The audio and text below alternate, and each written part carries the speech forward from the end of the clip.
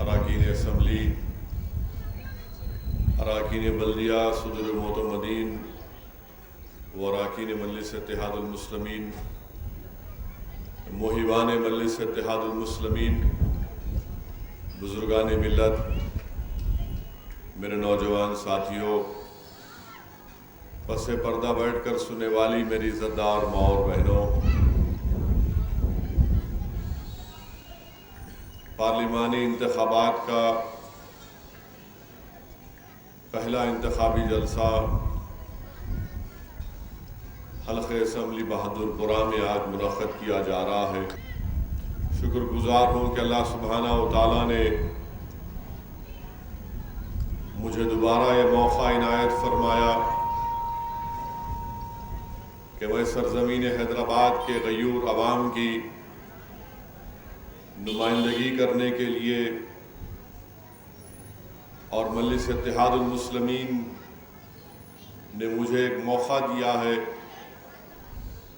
کہ میں سرزمین حیدرآباد کی نمائندگی کر سکوں ہندوستان کی پارلیمنٹ میں۔ میں شکر گزار ہوں میرے تمام مجلسی رفقا کا کہ جن کی تائید اور حمایت ہمیشہ میرے ساتھ رہی۔ میں شکر گزار ہوں محبان مجلس اتحاد المسلمین کا، بزرگوں کا، ہماری غیور ماں اور بہنوں کا کہ انہی کی دعائیں اور محنت کا نتیجہ ہے کہ الحمدللہ آج مجلس اتحاد المسلمین اس مقام تک پہنچ سکی۔ میرے عزیز دوستوں اور بزرگوں،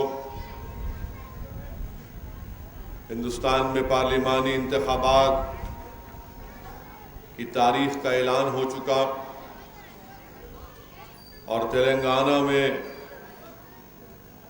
11 اپریل کو پہلے ہی مرحلے میں انتخابات کی رائے دہی کا دن ہے۔ اب ہمارے پاس زیادہ وقت نہیں رہا، مختصر سا وقت ہمارے پاس ہے۔ میں آپ کے سامنے صرف چند باتیں کر اپنی بات کو ختم کر دوں گا۔ سب سے پہلی بات تو یہ ہے کہ حیدرآباد کی پارلیمنٹ کی نشست پر بزرگ جانتے ہیں کہ مجلس اتحاد المسلمین نے 1962 میں پہلی مرتبہ مرحوم صدر عبدالواحد اویسی فخر ملت علیہ الرحمہ نے الیکشن لڑا۔ اس کے بعد مختلف الیکشن ہوئے پارلیمنٹ کے، مجلس نے ان انتخابات میں حصہ لیا اور آخر کار 23 سال کے بعد مجلس اتحاد المسلمین نے حیدرآباد کی پارلیمنٹ کی نشست پر کامیابی حاصل کی اور مرحوم قائد سالار ملت نے اس سیٹ پر کامیابی حاصل کی اور اس کے بعد الحمدللہ مجلس اتحاد المسلمین نے اپنی برتری کو برقرار رکھا۔ ہم نے اپنی سیٹ پر اپنی برتری کو برقرار اس لیے رکھا کیونکہ ہم نے اپنے سیاسی شعور کی بنیاد پر، اپنی جماعت کی بے لوث وابستگی کی بنیاد پر، ہم نے اپنے اتحاد کی اہمیت کو سمجھا اور مجلس اتحاد المسلمین نے آپ تمام کے ووٹ، تعاون اور دعاؤں کے نتیجے میں حیدرآباد کی پارلیمنٹ کی سیٹ پر اپنی برتری کو اور اپنی کامیابی کے اس ریکارڈ کو برقرار رکھا۔ میرے عزیز دوستوں اور بزرگوں، یہ بات بالکل صحیح ہے کہ ہندوستان کی پارلیمنٹ میں بہت کم تعداد میں اقلیتی اراکین پارلیمان منتخب ہو کر آتے ہیں۔ اعداد شمار یہ بتاتے ہیں کہ 16ویں لوک سبھا میں صرف 23 مسلم اقلیت کے امیدوار مختلف سیاسی جماعت سے کامیاب ہو پائے. میں یہ بات کہ مذہبی جذبات کو مجروح کرنے کے لیے نہیں کہہ رہا ہوں، بلکہ یہ بات اس لیے کہنے پر مجبور ہوں کہ ہمارے ملک کی جمہوریت شراکت داری کی جمہوریت ہے، پارٹیسپیٹیو فارم آف ڈیموکریسی ہے.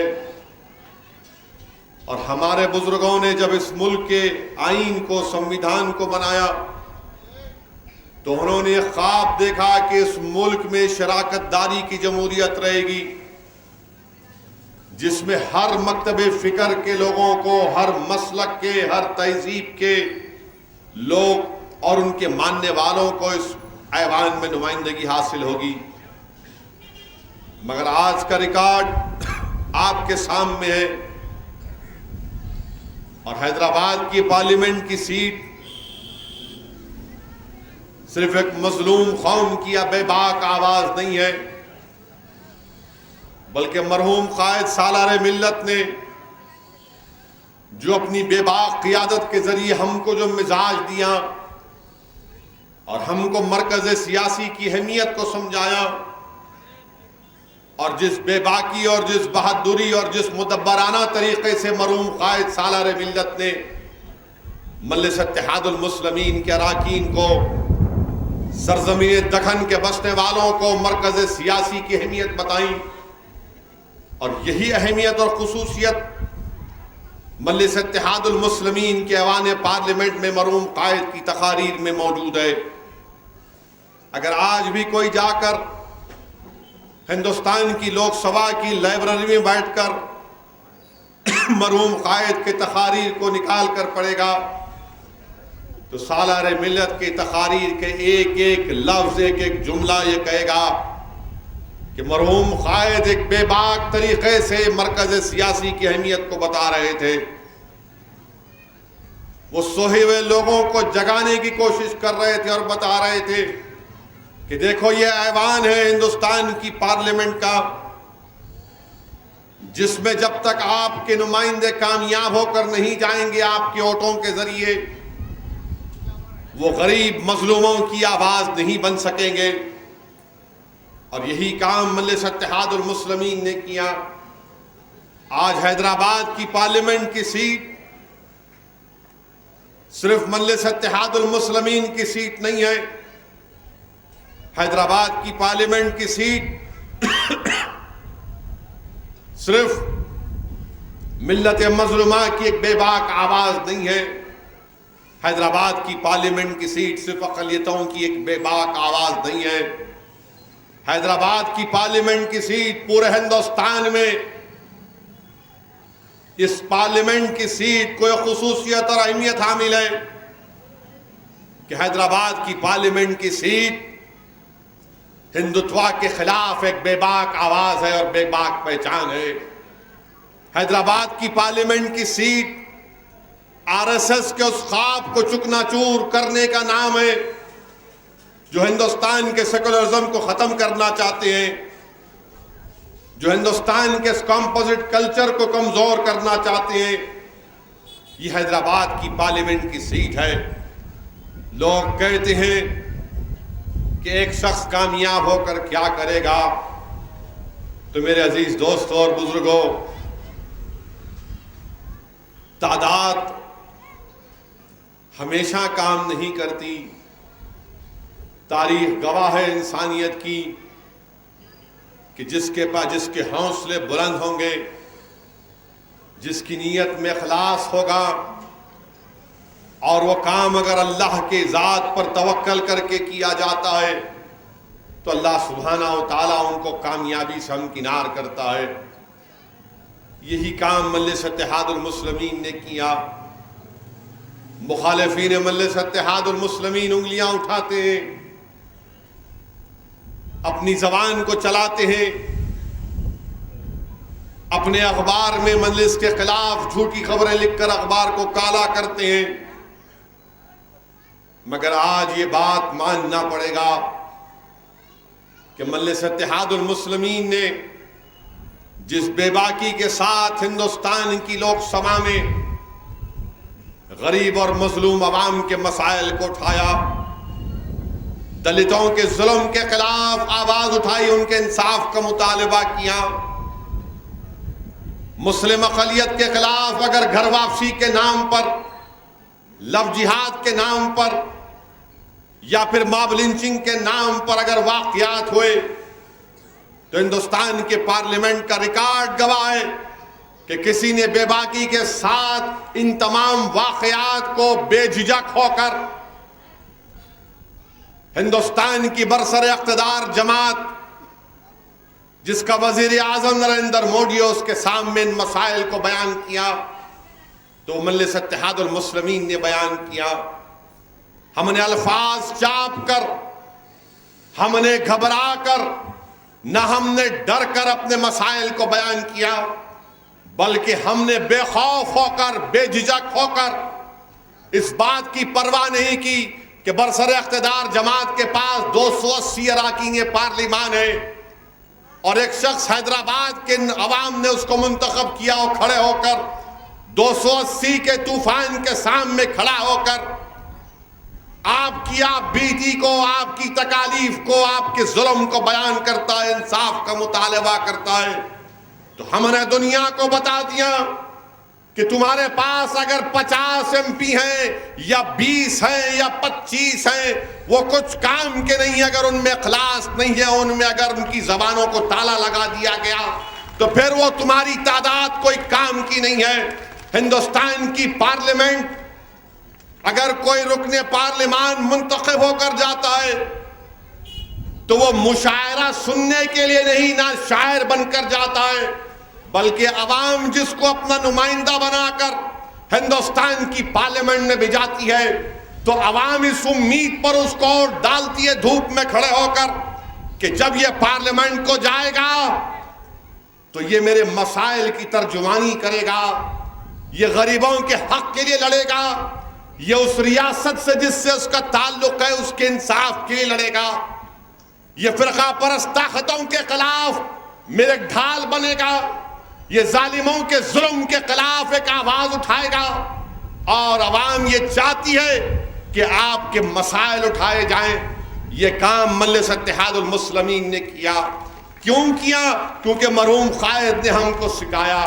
آج ٹی وی ہے، ٹی وی کے چینل کے ذریعے آپ سن لیتے ہیں، مگر جب مرحوم قائد اپنی تقاریر کے ذریعے، اپنی دلائل کے ذریعے اور اپنی اس گرجدار آواز کے ذریعے ہندوستان کی پارلیمنٹ کے در و دیوار کو ہلا دیتے تھے، اس وقت ٹی وی نہیں تھا۔ اسی لیے اگر آپ ایوان پارلیمنٹ کے لوک سبھا کی لائبریری میں جا کر مرحوم قائد کے تقاریر کا مطالعہ کریں گے تو میں نے کئی مرتبہ مرحوم قائد کے تقاریر کو نکال کر پڑھا، اور یقین مانیے جب کبھی بھی سالار کی تقاریر کو پارلیمنٹ میں پڑھتا ہوں، اسد الدین اویسی کو ایک نیا جوش، ایک نیا حوصلہ اور اس میں ایک نئی بات نظر آتی ہے کہ جس شخص نے 25-30 سال پہلے جو بات کہی تھی وہ آج بھی ریلیونٹ ہے، وہ آج بھی سچ ہے۔ اس سے اندازہ ہوتا ہے کہ مرحوم قائد کی دور اندیشی کیا تھی۔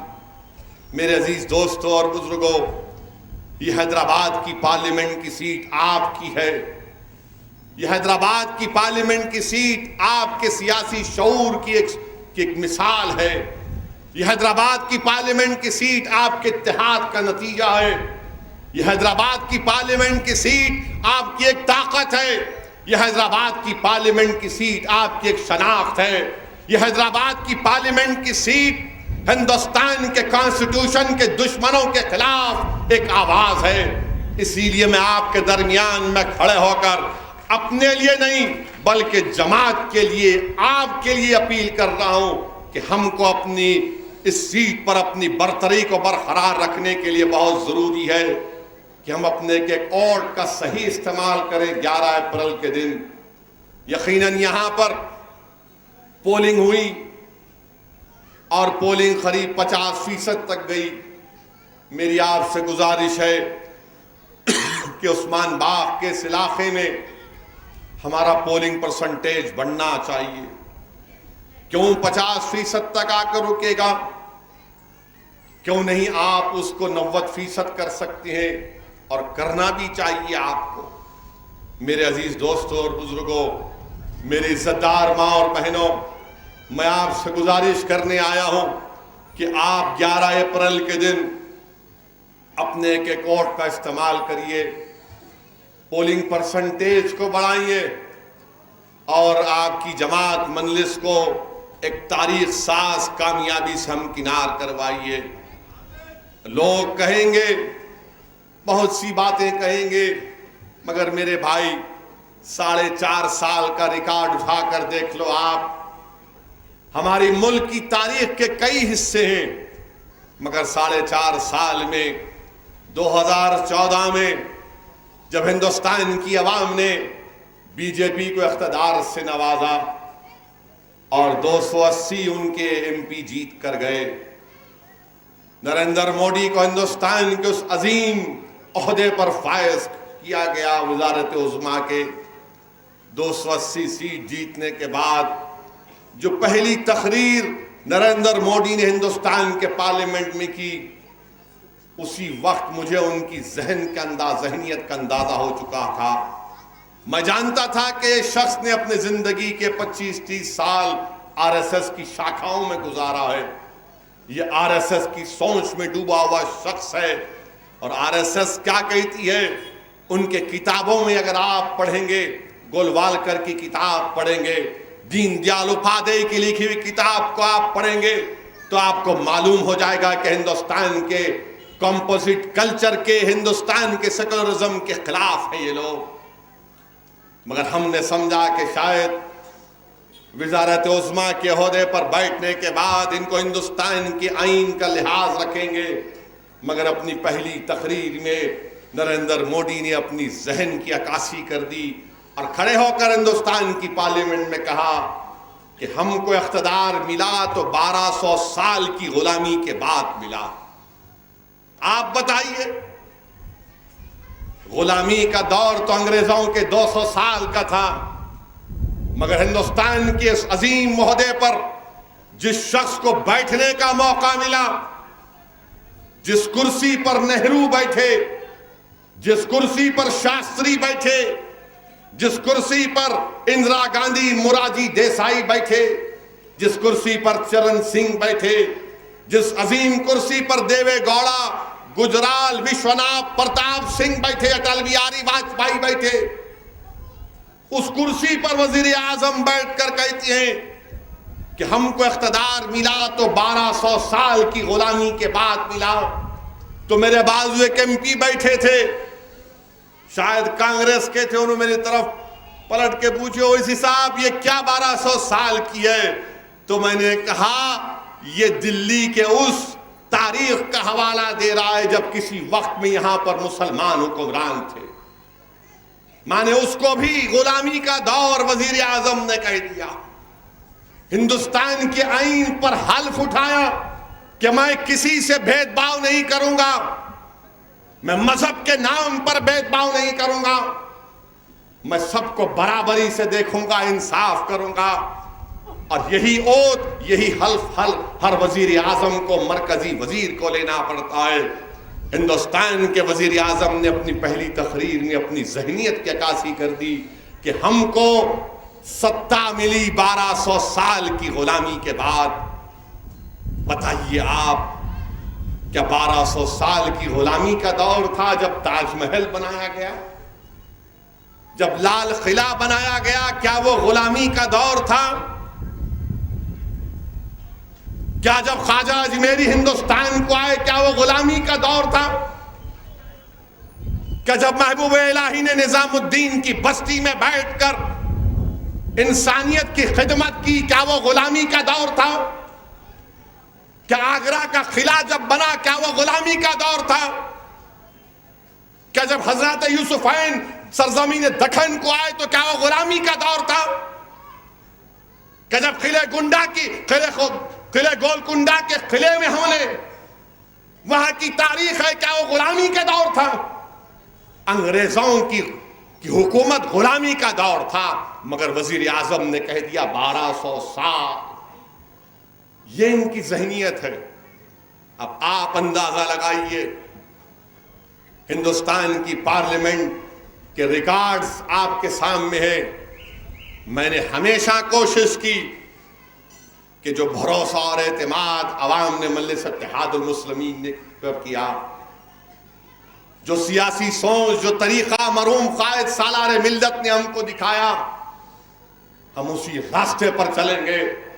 مرحوم قائد کی زندگی ہمارے لیے ایک مشعل راہ ہے کہ بے باک طریقے سے قائد نے بتایا کہ ڈرنے اور گھبرانے کی ضرورت نہیں ہے. بزرگ بیٹھے ہوئے, مرحوم قائد کے تقاریر کے وہ جملے ان کی گرجدار آواز میں آج بھی میرے دل و دماغ پر موجود ہے کہ مرحوم قائد ہمیشہ اپنی تقریر میں کہتے تھے کہ ڈرنے اور گھبرانے کی ضرورت نہیں ہے. میں نے اپنی پہلی تقریر میں اٹھ کر ہندوستان کے وزیر اعظم کے سامنے کہا کہ سنو, میں کون ہوں. میں نے ہندوستان کے وزیر اعظم کے سامنے کھڑے ہو کر کہا کہ سنو ہندوستان کے وزیر اعظم, میں محسن شیخ کا چچا ہوں, میں عشرت جہاں کا بھائی ہوں. یہ تقاریر میری پارلیمنٹ میں آج بھی موجود ہے. تو بڑا ہنگامہ ہوا پارلیمنٹ میں, حسب روایت مجھ پر الزام لگا دیے گئے. میں نے کہا ہاں بتاؤ تم کو کیا تکلیف ہے. پارلیمنٹ میں سناٹا طاری ہو گیا کہ کون ہے یہ شخص کہ جو 280 کی سیٹ جیت کر آیا ہے اور کھڑے ہو کر پکار کر یہ باتیں کہہ رہا ہے. میرے بھائی یہی تو چیز ہے. کیوں ہم بول سکتے ہیں؟ کیونکہ مجلس اتحاد المسلمین کا مزاج ہے. یہاں کی سرزمین کے بسنے والوں کی تاریخ رہی ہے کہ ہم نے کبھی بھی ڈرنے اور گھبرائے نہیں. ہم نے ہمیشہ حق کو بے جھجک ہو کر بیان کیا. آج آپ دیکھتے ہیں کہ یہی چیز پسند نہیں آتی ان تمام لوگوں کو. مجلس پر الزام لگاتے مجلس فرقہ پرست ہے, مجلس ایسی ہے. لوگ مجھ سے پوچھتے کہ بتاؤ اسدالدین اویسی آپ کا مقابلہ کس سے ہے. آج یہیں صبح دورہ کر رہے تھے تو ہمارے ٹی وی کے صحافی جو ہمارا انٹرویو لینے آئے تھے, انہوں نے پوچھا کہ آپ کا مقابلہ کس سے. میں نے کہا کس پارٹی سے. میں نے کہا کوئی پارٹی سے نہیں ہے. پھر کس سے ہے؟ میرا مقابلہ اس ذہنیت سے ہے جو پسند نہیں کرتے کہ ہندوستان کی شراکت داری کی جمہوریت میں مجھے اپنا حصہ ملے. میرا مقابلہ ان طاقتوں سے ہے جو مجھے سیکولرزم کے نام پر 70 سال سے لوٹتے آ رہے ہیں. میرا مقابلہ ان طاقتوں سے ہے جو میرے وجود کے خلاف ہیں, جو میری تہذیب کے خلاف ہیں. میرا مقابلہ ان طاقتوں سے ہے اور یقیناً ہمارا مقابلہ انہی طاقتوں سے ہے. میرے عزیز دوستوں اور بزرگوں, 4.5 سال بی جے پی کو حکومت کرنے کے لیے ملے, کون سا کارنامہ انجام دیے. عجیب ہمارے وزیر اعظم ہیں. پہلے تو کہا کہ میں چائے والا ہوں. ہم نے کہا کوئی بری بات نہیں ہے, اس میں کوئی بری بات نہیں ہے. پھر کہا کہ میں فقیر ہوں. ہم نے کہا کوئی بری بات نہیں ہے. پھر کہا کہ میں ماں گنگا کا بیٹا. ہم نے کہا اس میں بھی کوئی بری بات نہیں ہے. پھر کہا کہ میں OBC ہوں. ہم نے کہا کوئی بری بات نہیں ہے. پھر کہا کہ میں غریب کا بیٹا. ہم نے کہا کوئی بری بات نہیں ہے. اب کہہ رہے میں چوکیدار ہوں. ارے بھائی کبھی آپ یہ بھی تو بول دو کہ میں پردھان منتری میں وزیر اعظم بھی ہوں. آپ سب ہیں مگر وزیر اعظم بھی ہے نہیں. آپ پرائم منسٹر ہے یا نہیں بتا دیجیے آپ. آج آپ کہہ رہے ہیں کہ میں چوکیدار ہوں, ہندوستان کے وزیر اعظم. ہم آپ سے پوچھنا چاہتے ہیں, ہر ماں باپ کی خواہش ہوتی کہ بچہ اچھا انسان بنے تو تعلیم حاصل کرے, ڈاکٹر بنے, انجینئر بنے, آرکیٹیکٹ بنے, وکیل بنے, IAS آفیسر بنے, IPS آفیسر بنے, کلیکٹر, ڈپٹی کلیکٹر, تحصیلدار بنے.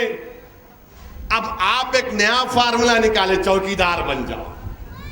عجیب و غریب بات. وزیر اعظم آپ ہیں. کبھی وزیر اعظم کے اس عظیم عہدے کے عظمت کا تو لحاظ رکھیے. میرے عزیز دوستوں اور بزرگوں، آپ چلیے چوکیدار، مجھے کوئی اعتراض نہیں ہے، مگر ہم ان سے پوچھنا چاہتے ہیں آپ کیسے چوکیدار ہیں؟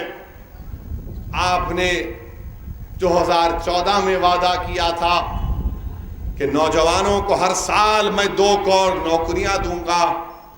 آپ کیسے چوکیدار ہیں کہ آپ نے اس وعدے کو پورا نہیں کر سکے؟ آپ کیسے چوکیدار ہیں کہ راتوں رات آپ نے 500 اور 1000 کی نوٹ کو غائب کر دیا، اور ایک غریب جو اپنی بچی کی شادی کے لیے تڑپ رہا تھا، آپ نے اس کا مذاق اڑایا؟ آپ کیسے چوکیدار ہیں؟ آپ کیسے چوکیدار ہیں کہ مکہ مسجد میں بم بلاسٹ ہوا، 9 لوگ مارے گئے، کورٹ نے ان کو بری کیا؟ تم کیسے چوکیدار ہو کہ تم ان کے خلاف اپیل بھی نہیں کرتے؟ آپ چوکیدار ہیں نا؟ آپ کیسے چوکیدار ہیں کہ مسجد کے اندر بم بلاسٹ ہوا، 9 لوگ مارے گئے، جس میں 13 سال کا بچہ بھی شہید ہو گیا، جس کا سر اڑ گیا تھا؟ آپ کیسے چوکیدار ہیں کہ کورٹ نے اس کو بری کر دیا تو آپ اپیل بھی نہیں کرتے؟ کیوں نہیں کرتے؟ کیونکہ آپ چوکیدار ہیں تو آپ کی آنکھوں میں اسیم آنند آپ کا محبوب ہے، آپ اپیل نہیں کرتے. آپ کیسے چوکیدار ہیں کہ خواجہ اجمیری کے آستانے پر بم بلاسٹ ہوا، آپ اپیل نہیں کرتے، اسیم آنند بری ہو گیا؟ ارے آپ چوکیدار، مگر آپ کی آنکھوں میں محبت اسیم آنند کی ہے. انصاف کی محبت کیوں نہیں ہے آپ کی آنکھوں میں؟ اگر آپ چوکیدار ہیں تو مکہ مسجد میں مرنے والے ہندوستانی ہیں جن کو بم رکھ کر مار دیا گیا تھا، آپ کیسے چوکیدار ہیں؟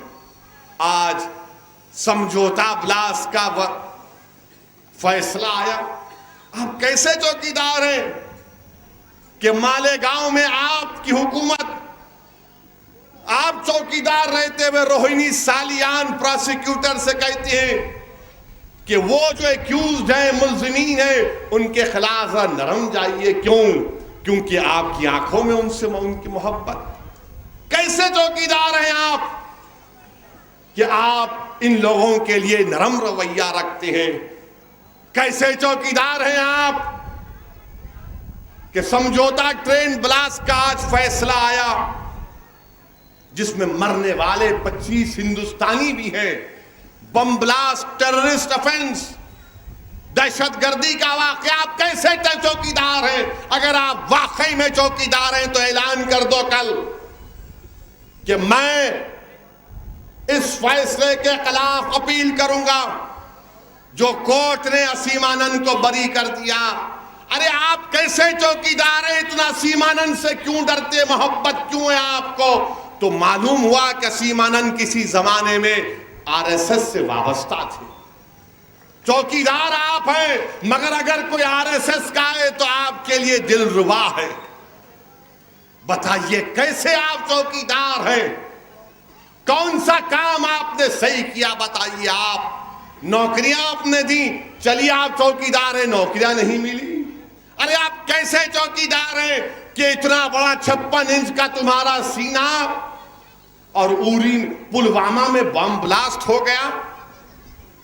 کیسے آپ چوکیدار ہیں کہ آپ چوکیدار ہیں اور آپ کی ناک کے نیچے 50 کلو RDX پلوامہ چلا جاتا ہے؟ ارے آپ کیسے چوکیدار ہیں کہ 40 سے زائد CRPF کے ہمارے بہادر لوگ مر جاتے ہیں؟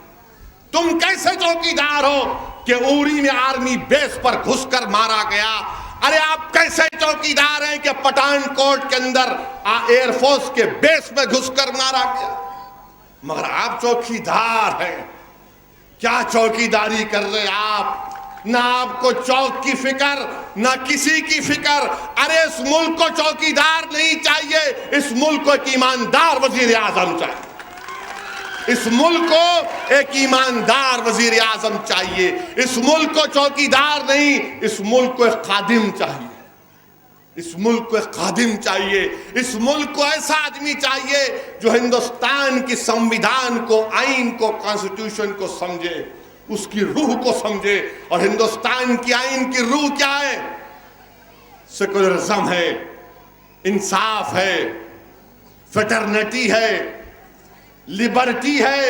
یہ اس ملک کے سمویدھان آئین کی روح ہے. مگر آپ تو بس تھوڑے دن پہلے کچھ اور بات. اب چوکیدار نے کہے کہ چوکیدار ہائی کورٹ میں آج سی بی آئی جاتی ہے. سی بی آئی جا کر کہتی ہے کہ عشرت جہاں کے انکاؤنٹر میں ونزارا اور نریندر امین کے خلاف مقدمہ چلانے کے لیے گجرات کی حکومت ہم کو منظوری دے. مگر چوکیدار آپ ہیں.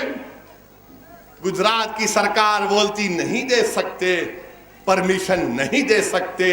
ارے ڈرتے کیوں ہو تم؟ جب تم چوکیدار ہو تو تم کیوں ڈر رہے ونزارا سے؟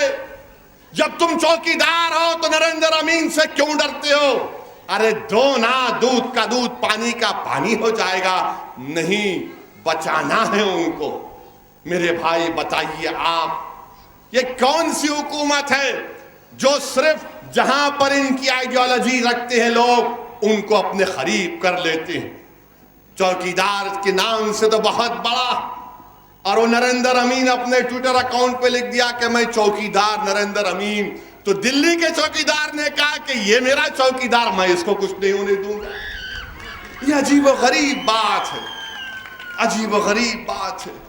میرے بھائی یہی چیز ہے جو ہم کو سمجھنے کی ضرورت ہے کہ جو وعدے کیے تھے نوکریوں کے وہ ٹائیں ٹائیں ہو گئے. چین سے کہا تھا کہ ہم 56 انچ کا سینہ رکھتے، مودی نے کہا تھا ہم چین کو ایسا کر دیں گے. بعد میں کسی نے جا کر کہا چین ہے، چینی نہیں ہے. تو بولے کیا کرنا؟ تو ان کے ایک مشیر اعلیٰ نے کہا جو جیمز بانڈ کے نام سے مشہور ہے، یہ ریمبو ہے. جیمز بانڈ نے کہا احمد آباد کو بلاؤ چین کے صدر کو اور جھولا جھلاؤ، جھولا. تو چین کے صدر آئے، وزیر اعظم چین کے صدر کے ساتھ جھولے میں بیٹھ کے جھجو جھکا جھجو جھکا جھولا دے رہے تھے. لے جھولا، لے جھولا. تو چینی بولا اچھا ہے بیٹھو. تالاب کے کنارے دھکا دے رہا، بیٹھا ہوں یوں سے دیکھ رہا خالی. اور آپ اپنے کپڑے پہن کے کچھ نہیں، جھولا دیے. انہیں بولا دے جھولا، میں بھی جھولا دیتا ہوں. خوب جھولا دیے. بچے، چھوٹے بچے کو جھولا دیے تو سو جاتا ہوں. اماں جھولے بٹھا کے بولتی سو جا بابا، سو جا پاپا. انہوں سمجھے انہیں سو جاتا. آپ کی یہ جھولا ڈپلومیسی، جھولا ڈپلومیسی. اور پھر تقریر میں بولتے میرا کیا ہے، ہم ایسا کر دیے گھر میں گھس کے ماریں گے. اپنی تقریر میں نریندر مودی نے کہا تھا گھر میں گھس کے ماریں گے. یہاں تو جھولا جھولا بات سے بھی راضی نہیں ہوا. گھر میں گھسنا بھول گئے. وہ شیطان مسعود اظہر، وہ دہشت گرد مسعود اظہر، وہ ٹیررسٹ مسعود اظہر جس کو اقوام متحدہ بلیک لسٹ کرنا تھا، چین نے کہا نو، نہیں کرنے دیں گے. آپ نے ووہان سمیٹ کیا، ناکام. یعنی 5 سال کے اندر، 4.5-5 سال کے اندر ہر محاذ پر حکومت ناکام، ہر محاذ پر ناکام. لوگ جب مجھ سے پوچھے کہ ہمارے حکومت کے ایئر فورس نے وہاں پر بالا کوٹ میں بم گرا، میں نے کہا یس. تو ایک بی جے پی کی ذہنیت رکھنے والے رپورٹر میرے پاس آ کر پوچھے آپ ایسا صحیح بولے؟ میں کہا کیوں شک ہو رہا تمہارے کو؟ بولے آپ بول سکتے. میں کہا کیوں نہیں بولنا؟ ملک آپ کا ہے، ہمارے ابا کا ہے نا. یہ تو ہم تو بدنام ہو گئے میری تقریر چلا چلا کے کہ ابا کا ملک. ابا کا ملک ہے، ابا کے ملک پہ جو حملہ کریں گا ہمارا دشمن ہے. تو بولے آپ بولے. ملا آپ بولے، آپ کیا ہے بولو. نہیں وہ دوسری پارٹی والے بولے ایسا نہیں ہوا، ملا دوسری پارٹی سے جا کے پوچھنا، ہم اپنی پارٹی کی بات کر سکتے۔ بالا کوٹ کا حملہ، ہم بولے یس بالکل ہے، مانتے اس بات کو ہم، مگر یہ بات سمجھ میں نہیں آئی۔ حکومت ہند کی طرف سے کہا گیا، ہماری گورنمنٹ کی طرف سے، وزارت خارجہ کے سیکرٹری نے بیان دیا، میں اس کو قبول کرتا ہوں، مگر ان کے کیبنٹ کے منتری کیا بولتے دیکھو آپ۔ ایک منسٹر امیت شاہ بولے، یعنی وہ بم گرائے تو امیت شاہ بولے 250 مر گئے۔ MEA کے سٹیٹمنٹ میں کچھ بھی نہیں ہے، مگر امیت شاہ کیونکہ ان کو زیادہ علم غیب ہے، انہوں آپ بیٹھ کے دیکھ لیے، اتنے مارے گنے انہوں جا کے، یعنی جسم سے ان کی روح نکل کے جا کے چیک کری 1 2 3 4 5 6 7 8 250 بول دیے۔ اس کے بعد ان کے ایگریکلچر منسٹر ہیں، انہوں بولے 300۔ اس کے بعد ان کے ایک اور منسٹر ہیں جو بولے نہیں کوئی نہیں مرا، خالی ڈرانا ہمارا مقصد تھا۔ پھر ہوم منسٹر بولے 300 سیل فون تھے پورے بجھ گئے۔ میں بولا بھائی صاحب یہ تم لوگا کیا کوئی چوک کی منڈی میں جا کے کیا پان کا پتا خرید رہے، 200 لے لے نیمبو لے رہے، کیا بات ہے؟ مگر ووٹ حاصل کرنا ہے، ووٹ حاصل کرنا ہے، لوگوں کے دلوں میں جذبات سے مغلوب کر دینا۔ ہندوستان کی عوام غریب کو بھول جائے، نوکری کو بھول جائے، مہنگائی کو بھول جائے، نوٹ بندی کو بھول جائے، GST کو یہ لگا دیے، شوشہ لگا دیے۔ اب ذرا ٹھنڈے پڑ گئے، اب ان کو معلوم کہ اس کا اثر کچھ نہیں ہوا تو چوکی دار۔ تو ہم بھی بہت تیز ہیں، ہم بولے ٹھیک ہے تم جو بولے اس کا جواب حیدرآباد سے ہی چھونکا تھا، دوسروں میں نہیں ہے۔ ٹائم بیچارے سوچتے رہتے یوں یوں یوں، کچھ نہیں ہے، یا ہم بول سکتے ان کو پوچھ سکتے۔ اور آج آپ یہی چیز ہے کہ ان کو بڑی تکلیف ہوتی سنگھ پریوار کے لوگوں کو کہ کیا کر رہے ہیں، یہ بھڑکاؤ بھاشن دیتے ہیں۔ ارے کوئی بھڑکاؤ نہیں دیتے، دلائل کو سامنے رکھتے ہیں۔ ہم نہ کبھی کسی کے مذہب کے خلاف تھے، نہ کسی مذہب کے خلاف رہیں گے انشاءاللہ تعالی۔ یقیناً میں مسلمان ہوں، میں کیا ڈینائی کر دوں؟ یقیناً میں مذہبی مسلمان ہوں، میں مسجد کو جاتا ہوں، میں تمام میرے دین کے کام کرتا ہوں، جمہوریت مجھے اجازت دیتی ہے، ہندوستان کا کانسٹیٹیوشن مجھے اس بات کی اجازت دیتا ہے۔ تو میرے عزیز دوستوں اور بزرگوں، اب یہاں سے 3 منٹ، اب یہاں سے الیکشن شروع ہوں گا، وہ بیچارے پرانی کانگریس بھی آئیں گی، اب کانگریس بھی آئیں گے۔ اسمبلی کا الیکشن ہوا 3 مہینے پہلے، الحمدللہ ہم تمام نے مل کر ان کو شکست دے دی۔ اب تو کانگریس کا ایسا حال ہے کہ ہر آدمی بول رہا اویسی صاحب ذرا مل سکتے کیا؟ ملا کیوں نہیں، ذرا جانا ہے ادھر KCR کنے۔ ملا بھائی سیدھا چلے جاؤ، میرے کنے مت آؤ۔ اب سب جانا چاہ رہے، کوئی بولے نہیں اب نہیں ہے، دمی نہیں ہے، پورا گھر خالی ہو گیا کانگریس کا۔ اخبار نے لکھ دیے غلطی سے کہ کوئی میرے پاس گھر پہ ناشتے کی دعوت ہوئی۔ ارے میں بولا میرے ناشتے میں اتنی تاثیر ہے، ایک چیز کھلایا تو اڑ گئے، چلے گئے۔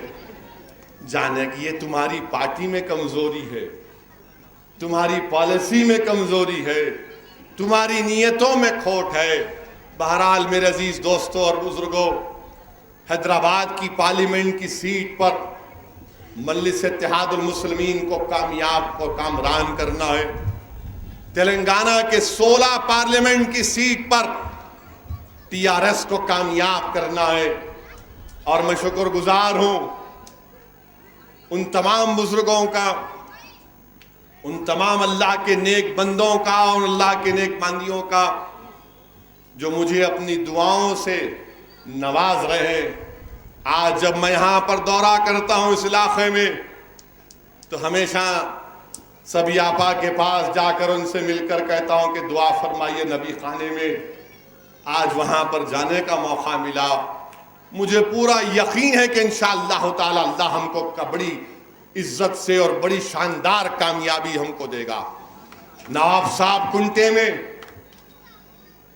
پرسوں دورہ کر رہا تھا میں، ہمارے وہاں جماعت کے ذمہ دار ساتھ تھے، تو ایک ہماری ضعیف خاتون نے کہا، اپنی دکان پر بلا کر کہا کہ یہ پھول کا ہار ان کو پہنانا، ذرا میری دکان کے باہر پہنانا۔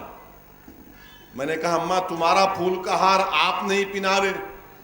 تو بولے بیٹا 1 مہینہ پہلے میری بیٹی کا انتقال ہو گیا، اس لیے 40 دن تک پھول نہیں پہناتے نا، میں تمہارے کو پہنا دوں۔ میرے بھائی، ایک ماں ہے جس نے اپنی بیٹی کو کھویا ہے، جو 40 دن تک پھول چھوڑیے خوشی نہیں مناتی، مگر جب ایک گناہگار اس کے سامنے آتا ہے تو کہتی ہے کہ میرا بچہ ہے، اس کو پھول کا ہار پہناؤ۔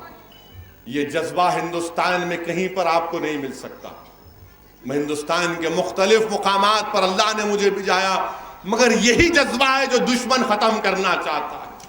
یہ جذبہ 50-60 سال کی محنتوں کا نتیجہ ہے، ہمارے بزرگوں کی دعائیں ہیں۔ متحد رہیے اور 11 اپریل کے دن نکل کر اپنے کے کوٹ کا استعمال کریے، اور انشاءاللہ تعالی اتوار کے دن کشن باغ آؤٹ پوسٹ کے پیچھے پرمیشن اگر مل جائے گا، جو ملنے کی امید ہے، تو انشاءاللہ وہاں پر ایک مرکزی جلسہ ہوگا اور مسٹر اکبر الدین اویسی آئیں گے وہاں پر۔ اور یہ میڈیا والے چلا رہے نے اکبر صاحب بھی نامینیشن ڈالے، ارے ڈالتے بابا، ڈالتے، بیک اپ پلان ہے وہ، بیک اپ پلان۔ کوئی بھی کام اپن ادھورا نہیں کرتے نا، وہ طریقہ ہے۔ وہ زیادہ ریڈ مت کرو، میں ہوں دولہا، میں ہوں، میرے سے ہی مقابلہ ہے، فکر مت کرو آپ۔ تو آپ تمام سے گزارش ہے، مجلس کو مضبوط کریے اپنے دعاؤں سے اور اپنے ووٹ سے۔ شکریہ، خدا